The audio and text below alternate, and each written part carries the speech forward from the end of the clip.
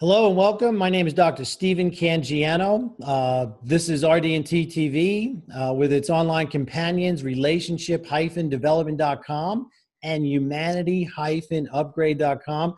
And I have the pleasure of welcoming one of our distinguished authors. His name is Patrick O. Patrick is actually from down under, and he's actually joining us. It's close to midnight there, and he's been very gracious to join us here today. What I want to do is I want to give you a brief introduction, and then we're going to get right into the interview.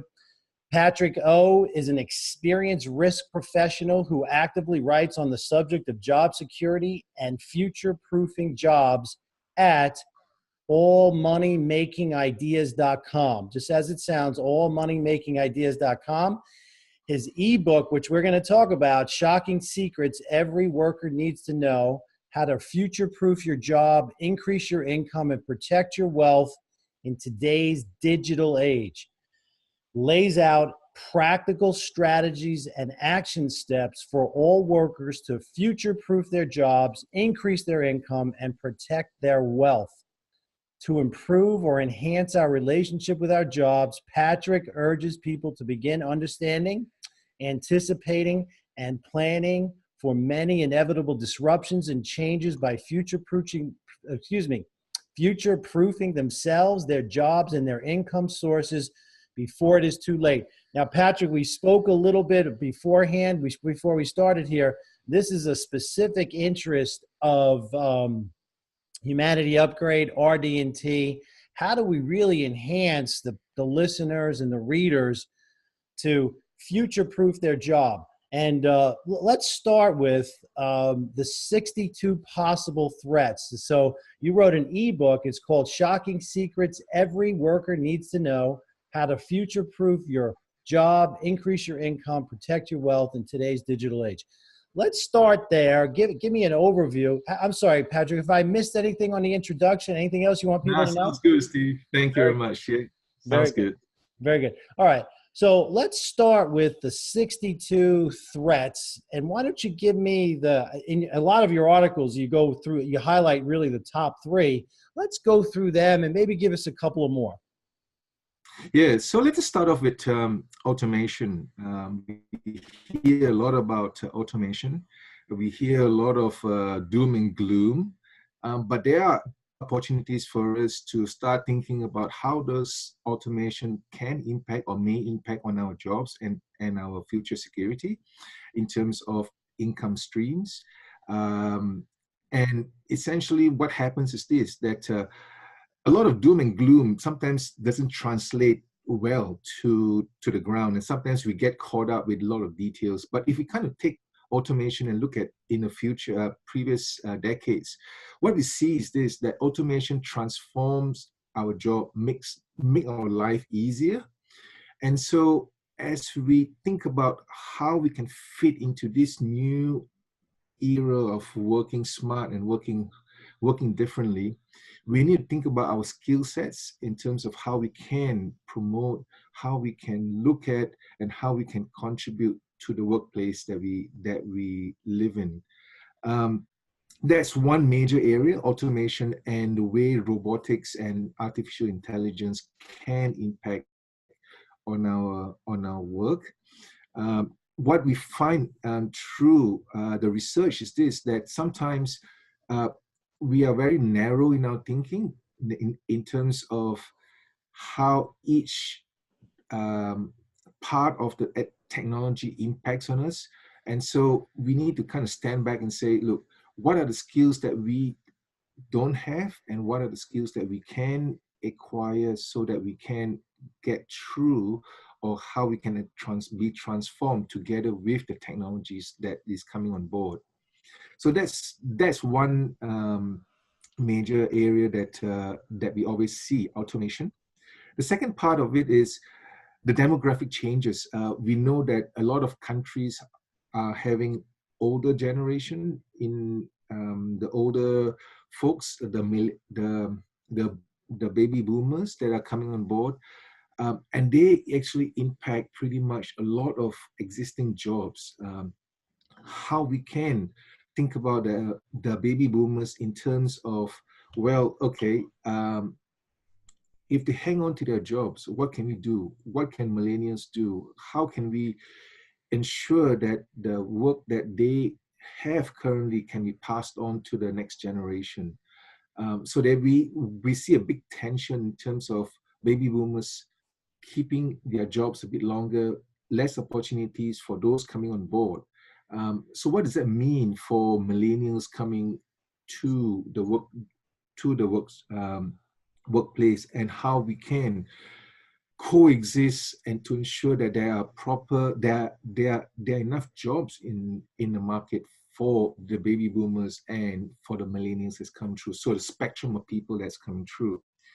The third area that we have seen, that I've looked at, was basically the low wages that we currently experiencing. A lot of times, what we see is that the low growth wage has been since the 1980s, and really with the rising cost of living right now, employees are having difficulties trying to keep up with rising costs.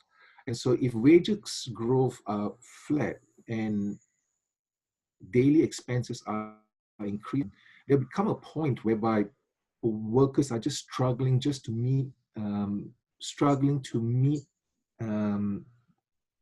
pay their bills. And so what are the alternatives at this point in time? Right. So a lot of, and we have seen Patrick, that Patrick, if I could just interrupt you real quick, because I want to unpack. There's a lot of meat in there, and let's unpack it briefly. Yep. Yep. So, number one, you're talking about the effects of automation, artificial intelligence on jobs, and we mentioned this briefly before we got on here. There's been these doom and gloom predictions when, basically the industrial age, like in the Johnson era before you were born. I'm a lot older than you, so I remember a lot of these things. It was doom and gloom that automated factories were just going to displace workers. And then in the 80s and 90s, it was computers. And what a lot of these things have done is they've actually it created displacement, but it increased productivity. Correct. Yep. And now what you're saying, and correct me if I'm wrong, or maybe let's get into this a little bit, is that you're saying that this artificial intelligence, automation, robotics is fundamentally different than yes. And so that's what we have to prepare for. So just explain to the viewers why you think I think it's fundamentally different. I just want to hear why you think it is. Sure. So robotics basically transform or replaces a lot of lower end jobs, the manual work, the things that we can codify. So artificial intelligence basically takes rule-based information, packages into a system, and so every time that it meets certain rules, it will kick in. That will then free up a lot of people doing repetitive tasks, manual tasks. So robotics and automation frees up lower level, skilled, knowledgeable knowledge workers. So what has automation does is that it brings up to the next level of sophistication, whereby workers need to then upgrade their skills and experience to the next level up, so that they can contribute, they can decide, give more decision making to the computers. And so we see a shift from manual based to a more highly skilled, highly experienced workforce that's needed to kind of program these machines, this artificial intelligence, and basically codify their knowledge into a machine or artificial brain, so to speak. And so we need really people with higher skill sets, higher analytical thinking, decision making, so that they can codify their knowledge for the betterment of and to replace, I guess, the lower end people. And so that's why we're kind of bring them up to the next value chain, the rungs above the next value chain.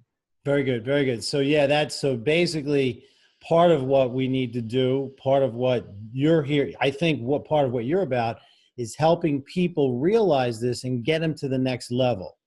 Correct. Oh yeah. So that's a beautiful mission. So the next thing, let's unpack the next one before we get into is that, and this is something that I really never thought of.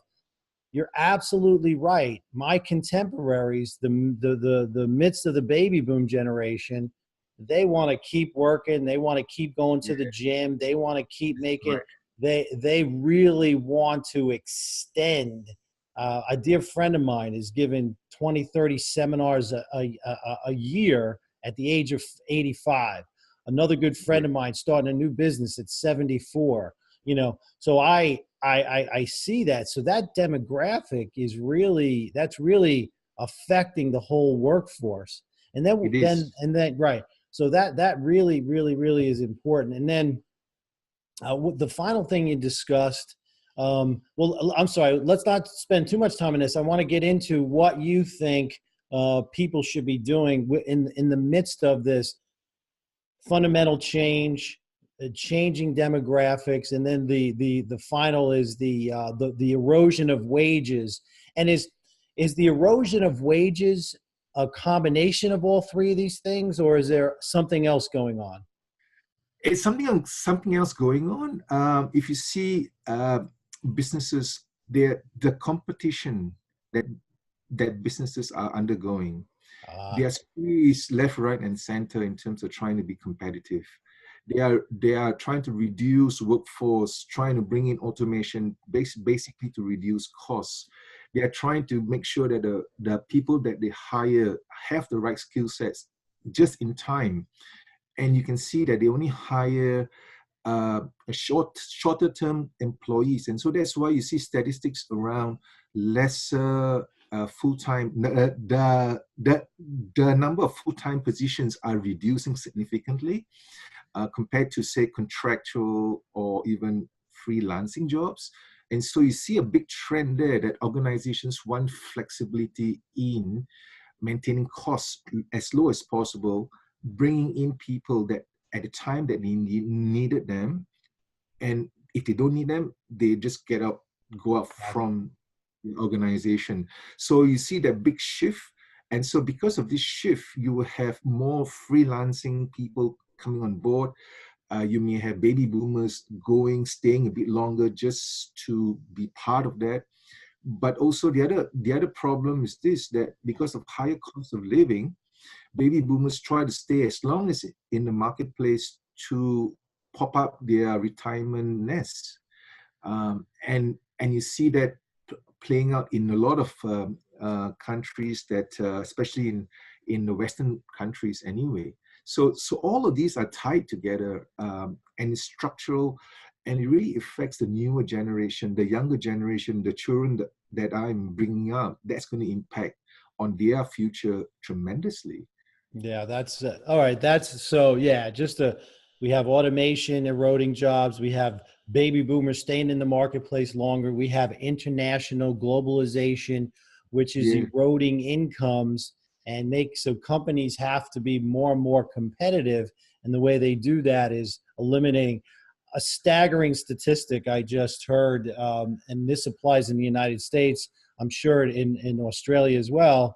But a report to Congress in 2016 said that within the next 20 years, people making under $20 a month, 83% of those, 83 to 87% of those jobs are at risk. People making under 40, it's another 31% of those. It's really amazing. So what is the so what is the solution? What do you think? How can people prepare for that? Firstly, to look at their current situation right now. And unfortunately, a lot of people, because they need to survive to pay the bills, they are now taking up 1 or 2 or 3 jobs, doing multiple jobs, going online just to basically get more money. A lot of people also are unemployed because laying offs and so forth are there. So there are a lot of people looking for jobs, even if they don't have one. And it's a frightening statistics that underemployment is really a big issue, even in Australia, and I think in the US also, that a lot of people are just getting tired of looking for job and they just get out from it. Really, it's about trying to be a more entrepreneur in a sense, looking at your job and say, how can I add value? How can I change my attitudes and my behaviors? A mindset shift in how we approach jobs. So the entitlement and mentality of workers need to be shifted to say, how can I add more value to the work that I'm doing with my current employer? How can I innovate? How can I bring in different things, thinking about different stuff at the workplace, so that our employers that we work with can benefit from our thinking. So the entitlement and mentality needs to be changed. We need to then say, we need to add value. Workers need to add value to the work that they do. And it's only through thinking like an entrepreneur that people can break out from that and say there are abundance out there that we can start picking out opportunities, work opportunities, income opportunities. And so it's trying to also break the mindset, I guess, that workers need to start grappling Very, with. very good. So, I totally hear what you're saying. So what you're saying is that, and a lot of people need to transition from that job mentality. I have a secure job to, Yeah, I need to add as much value. I need to look at, even if I work for someone else, I need to look at myself as an entrepreneur, and I need to consistently upgrade my skills, make myself, yeah.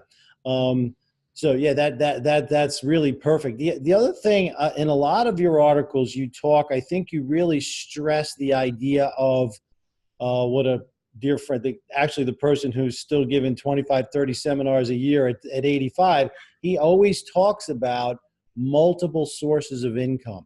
And I think that's a main theme. Why don't you get into that and the importance of that? Because when another, like I was reading through, and you talk about complacency, and I think complacency may come for people because they're just overwhelmed and don't know what to do. yeah. And so what would you recommend? So obviously you coach people, you have a lot of resources. What do you recommend for these people who are in a job, it's not feeling like it's secure, it's not moving forward, they're not really, and then they come home at night and they're so stressed out, they get into distraction rather than really helping to move their life forward. What do Correct. you recommend? What do you recommend for those people? First of all, we need to look at it from a perspective of portfolio theory, in a sense that we should not be putting everything into one basket. So we can look at different multiple streams through investing, property investing, share investing, equity investing, and so forth. So I have a portfolio of real estate investments that I embark on.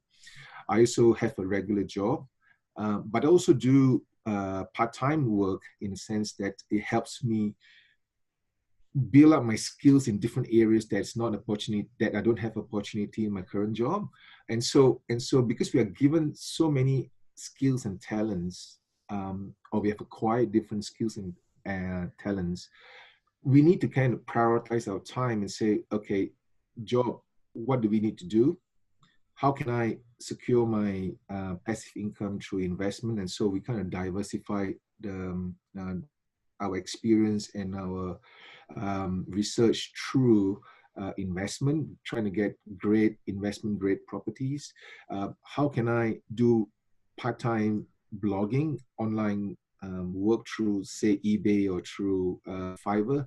So there are lots of opportunities, and the internet has given that opportunity for people to to diversify apart from doing their day jobs.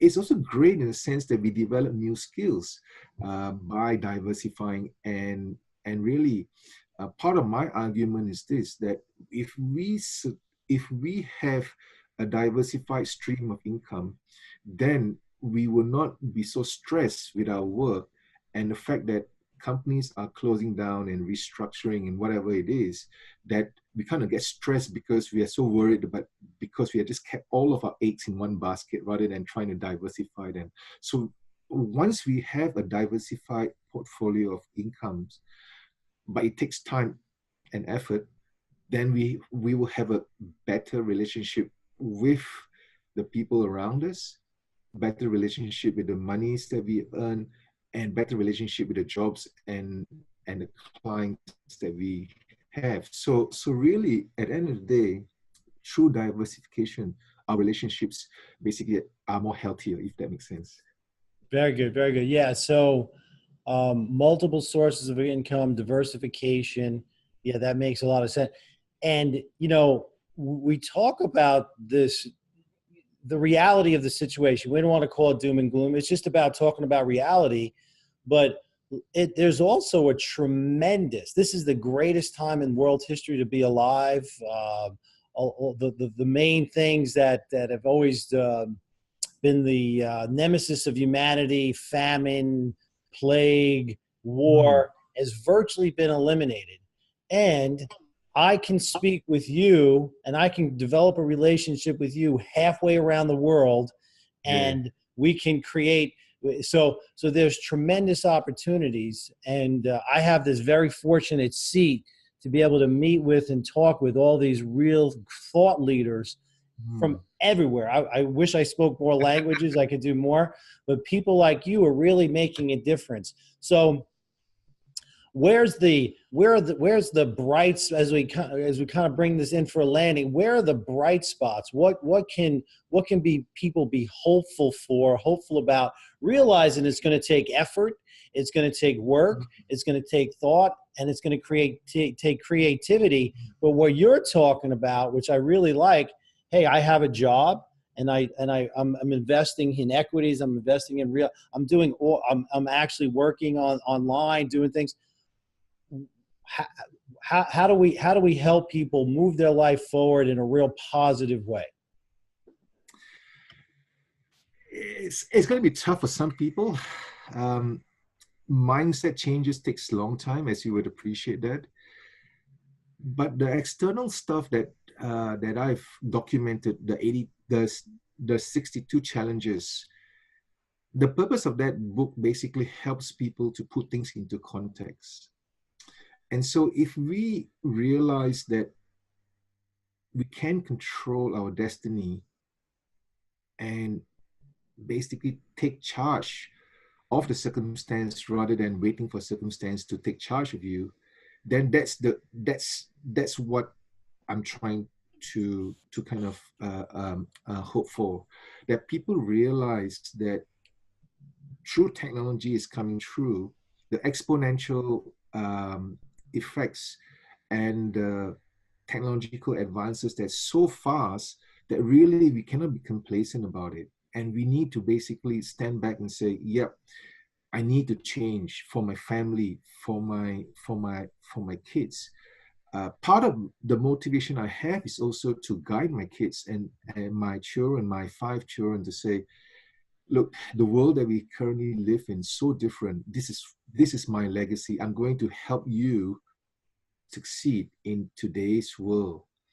And so the pressure to succeed is so much greater right now, that really it's going to be a motivating factor for a lot of people. People basically are taken out from jobs, they are restructured out. And so I've seen a lot of my friends that are terminated from their jobs, and they are just they're just lost without a job. And so I'm trying to tell people, hey, there are more things that we can do right now whilst in the job to get you future proof, so that you have a diverse stream of income. and you are actually a better person because you have more skills that you develop through the diversification process. You can sell that skills to the next employer. And we talked about higher level skills. Now, this is a great opportunity for us to skill ourselves, reskill ourselves, and to basically look at the future a bit brighter, in the sense that there are so many opportunities in terms of getting ourselves the next level up, and to help people through that process and to acquire new skills and new knowledge in the automation era. I got you. Yeah, that's beautiful. And so, um, there's a book, a popular book here in the States by Thomas Friedman. It's 15 Minutes Late for Lunch. The title's a little confusing, but what he talks about for the younger generation, that somebody in science, technology, engineering, and math, they go into what they learn as a freshman has a very good potential to be obsolete by the time they're seniors. How are so and let's finish with this. How are you going to future proof your children and maybe your friends as well? How what would be your advice to them? Okay. Look at the jobs that is currently, look at the skill sets that's currently needed, get trained in those skill sets, and just forget about doing a 5 or 10-year degree. Um, you, because organizations are looking at here and now, they're not going to think about 5 to 10 years from now. We need to say, if organizations need a skill and say a particular skill, get trained in those skills. We have so many free courses online that we can upskill ourselves right now. Jump on those courses, get it done. As times of essence at this point in time. Get those skills under the belt. Go out there and work for organizations, because organizations have a very short time frame right now. Education institutions have a long time frame, and that's where we have this disjoint a problem, right? So if organizations are looking for short-term skill sets, we need to be trained in the shortest possible time, get paid in the shortest possible time, and move on to the next skills that are required by those organizations, so that we are relevant for them, we add value to them. So it's all about value adding. It's all about making sure that we have the right skills acquired at the right time. So it's like just in time getting the skills and the knowledge, so that we can add value at that particular point in time. Very good. So yeah, just like in just-in-time manufacturing, it's interesting. I was reading an article about Jeff Bezos recently, and everybody's asking him, "What do you think the future is?" And what he said was, "Well, that's the wrong question." He says, what's going to be different in the future?" He says, "Well, what's going to be the same in the future?" And what he said was, "Look, everybody's going to want cheap prices, inexpensive prices, and they're going to want fast delivery. So one thing I think what you're saying, correct me if I'm wrong, is that you need to be a constant learner, somebody who's always going to constantly proactively improving themselves, and that's going to be one of the skills of the future that's going to be invaluable." Did I say that right? Do you have anything to add to that? That's right. We need to adapt ourselves as quickly as possible, upskill ourselves as quickly as possible, and contribute ourselves as fast as possible. Oh, that's beautiful. This has been a phenomenal interview. I love this, and we're going to have this. So is there any last words? How do people get in touch with you? Obviously, they can do it through the RD&T, through our site, but if you want to just say something about come online to my website, allmoneymakingideas.com. It's where I'm trying to tell people, try to shake them from their comfort zone. I'm trying to tell them, look, we need to take action now. We cannot wait. And so that's my passion, basically, to equip people to see the light that really we need to start thinking right now. We cannot wait. And so the website provides a lot of great information and down-to-earth information in terms of how they can future-proof themselves. their jobs, and to ensure that there is income, there is job security if they take action. Very good. That's beautiful. Well done. All right. This is Dr. Stephen Cangiano with Patrick O, RDT.Media and Events. Thank you for joining us. Patrick, this has been a phenomenal interview. Thanks for joining us. Thank you very much. Thanks, Steve. All right, you can come on now, Steve.